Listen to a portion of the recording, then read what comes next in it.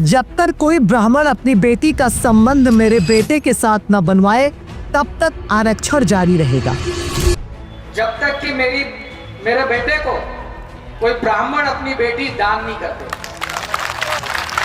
या उससे उसका संबंध नहीं बना, केवल आर्थिक आधार की अगर बात है। ये शब्द है जातिवादी कुंठा से ग्रस्त मध्य प्रदेश के आईएएस संतोष वर्मा के। क्या इस देश की लड़कियां कोई खिलौना, कोई प्रोडक्ट या कोई चीज है जिसको जहां चाहो जैसे चाहो वैसे इस्तेमाल करो? क्या किसी ब्राह्मण की बेटी इस भारत की बेटी नहीं है? क्या किसी ब्राह्मण की बेटी की इज्जत के साथ खिलवाड़ भारत के सभी वर्गों की इज्जत के साथ खिलवाड़ नहीं है? ये बात सच है कि संविधान हमें बोलने की आजादी देता है, लेकिन इसका मतलब ये नहीं है कि आप जिसको चाहोगे जैसा चाहोगे बोलोगे।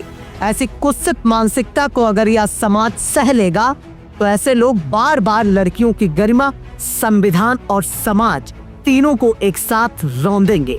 ये सिर्फ जातिवादी कुंठा नहीं है, ये औरतों को, लड़कियों को वस्तु मानने की विचारधारा है, कुत्सित विचारधारा है, जहाँ एक बेटी का रिश्ता, उसका शरीर और उसका जीवन किसी अफसर की राजनीतिक सामाजिक सौदेबाजी की भाषा में बदल दिया जाता है।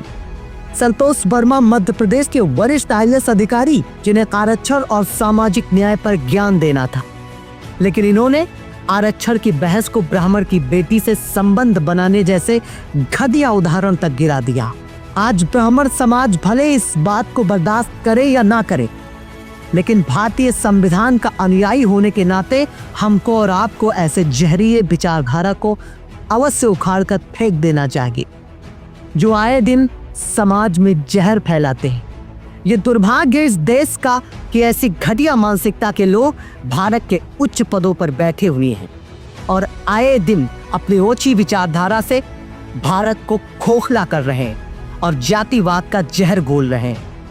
कुछ सवाल आपसे है और इस समाज से है, और ये सवाल पूछना जरूरी है, और उससे ज्यादा जरूरी बन जाता है आपका जवाब देना कि क्या एक आईएएस अधिकारी को यह अधिकार है कि आपकी बेटियों को अपनी राजनीति और जातीय सौदेबाजी का सामान बना दे? जो आदमी बेटियों को संबंध बनाने वाली भाषा में याद रखता है, कल वह आपके अधिकारों, आपके सम्मान और आपके संविधान के साथ क्या करेगा? आप हमें जवाब दीजिए कि क्या ऐसे चाल चरित्र और चेहरे वाले अफसरों को कुर्सी पर बने रहना चाहिए, या इस समाज और सरकार दोनों को मिलकर इन्हें कुर्सी से उतार कर फेंक देना चाहिए?